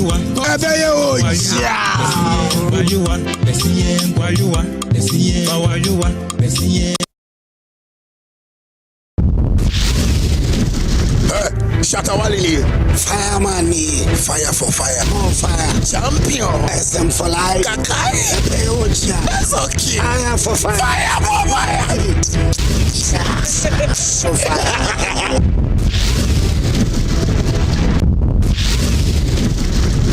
Shatawali, fireman, fire for fire, more fire, champion, SM for life, Kakai, Peocha, that's okay, fire for fire, fire for fire, so fire. More fire, I am the fireman, Danny share ability. Niti Adom 106.3 FM. wotie Asempa 94.7 FM. Dwumadie no so wobɛtumi adi akyi o live ɛwɔ adomonline.com, Facebook, Twitter, Instagram, TikTok, and after YouTube. What's that?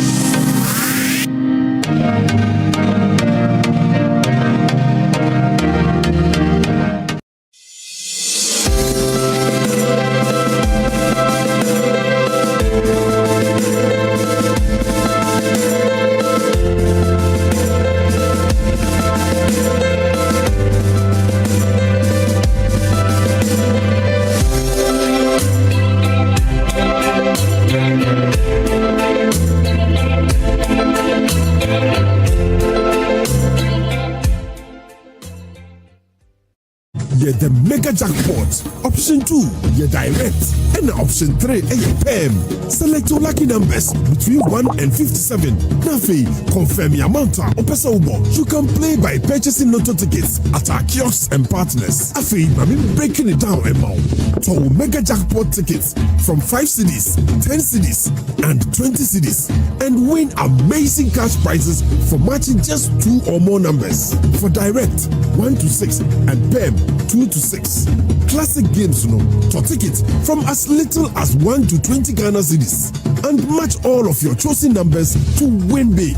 Kaise, the higher the stake, the bigger the winnings. Play for more with Afrilac Lotto and live the life of your dreams every day.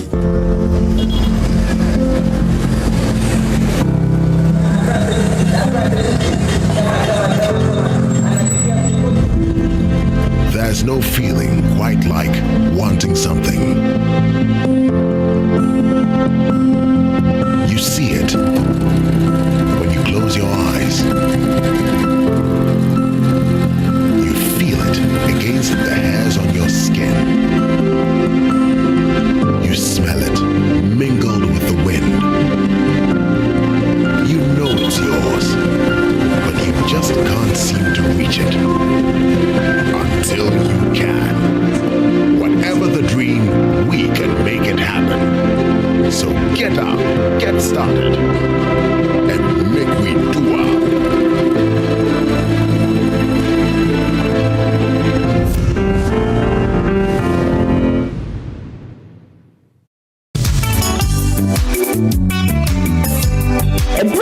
Odifo baba ma asta enken odifo baya nyame asra me gudu we bi lele nyame ama bala panse onko dumi is right wa me say ogwane police so what can't ne wo ho a nkodua ebe firi wotre so ogwane kono be sese odi o say beba me ne wo fie mo nsanfo se de one pene no what's one pene ma ni nsi no odifo baya urade asra me go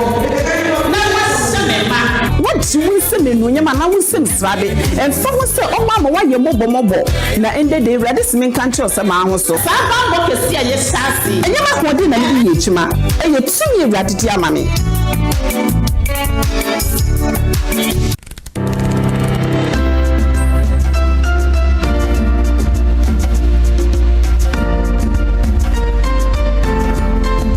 Adom TV ye wazoye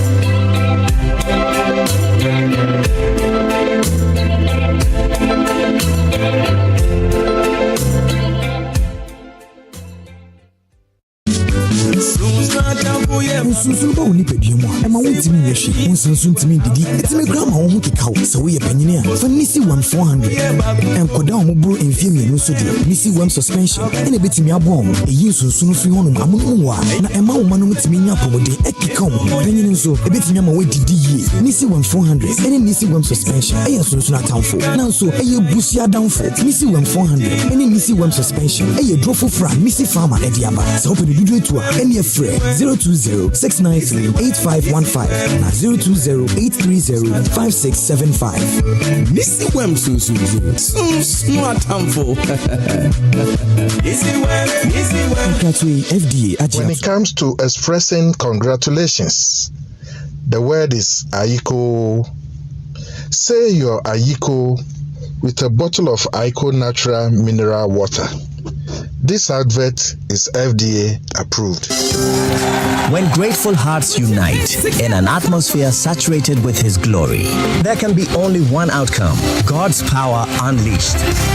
It's Celestial Praise 11, the ultimate worship experience. Theme: I do a new thing. Ministering live from South Africa, Zaza. From Nigeria, GUC. I'll put you in front. From Ghana, Pastor Edwin Datson, Kwekute. Host, yours truly, Celestine Donko. It's Sea Praise 11. Date, Sunday the 9th of March, 2025. Time, 3:55 p.m. Venue, Dominion Sanctuary, Victory Bible Church, Awush. Tickets, single, 60 cedis. Double, 110 cedis. VIP, 150 cedis. Family of 5, 200 cedis. Dial star 447 star 1762 hash to grab your tickets instantly. Sponsors: V Spring, Go Music, Tang Palace Hotel. It's Sea Praise 11. God is doing a new thing.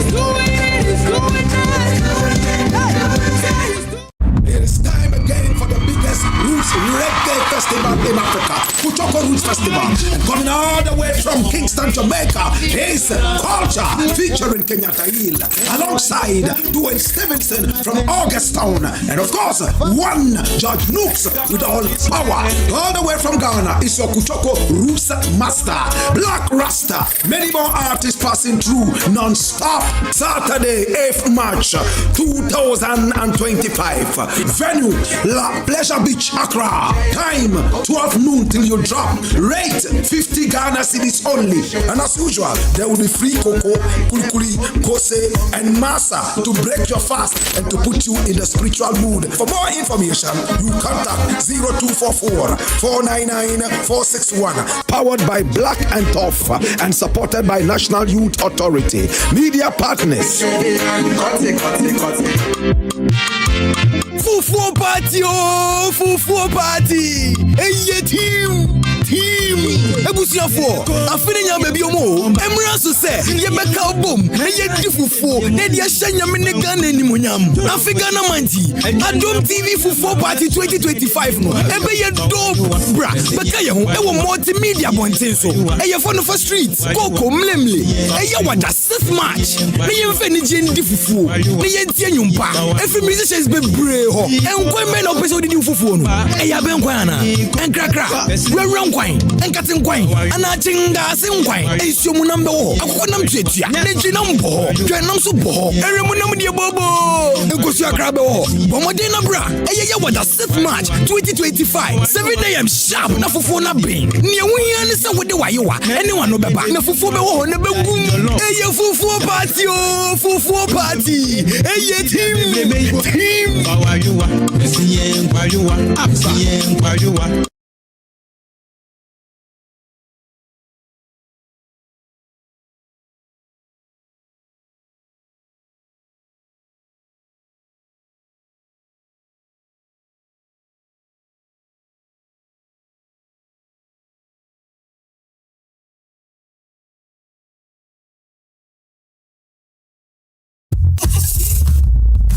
What are that? I was for who the beer have a problem. I will cap at you. I am in the Sanka. The bill, yes. What you say? Any possible sissy. The children to me. Oh, remember.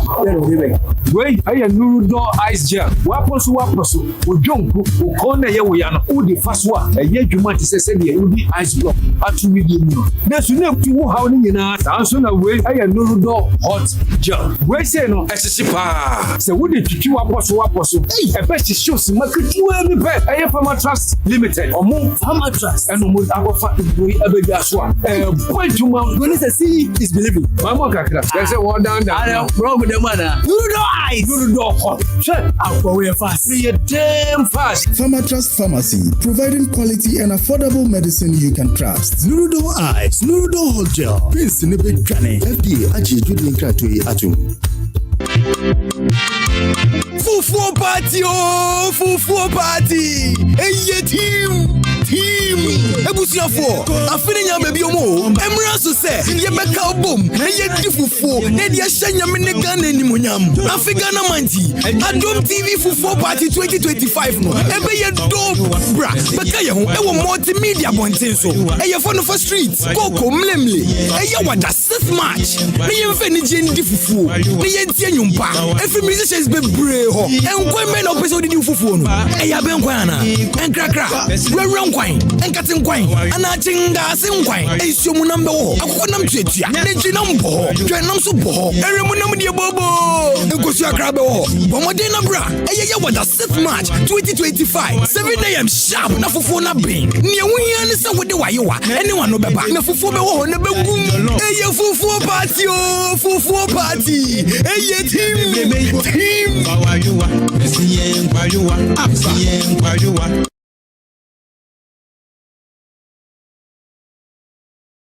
It's time again for the biggest roots reggae festival in Africa, Kutoko Roots Festival. And coming all the way from Kingston, Jamaica, is Culture featuring Kenyatta Hill, alongside Dwayne Stevenson from Augustown, and of course, one George Nooks with all his power. All the way from Ghana is your Kutoko Roots Master, Black Rasta. Many more artists passing through non-stop.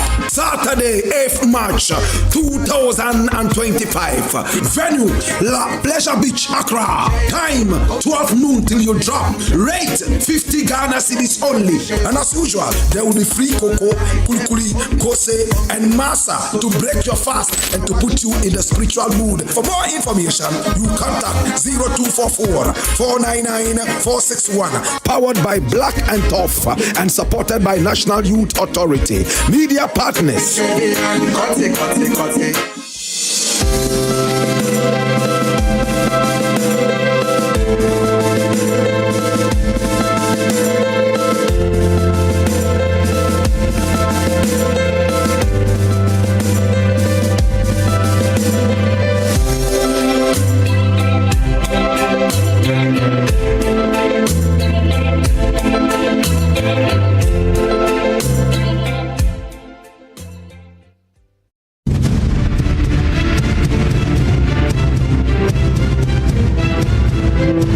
When the voice of the church speaks, confusion rocks in the kingdom of hell.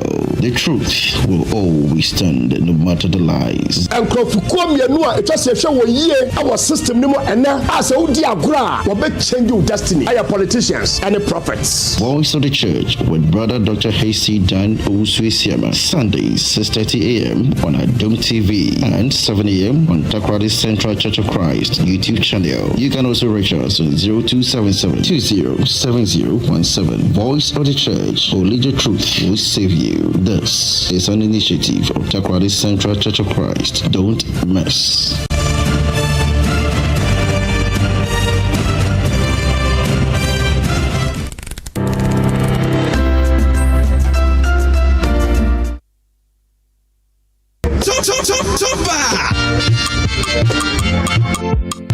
More fire. Adom TV. Ha! Ubedi fufu. Ni awiya ni diye. Wasanka. Jesus Christ. Me diye ni.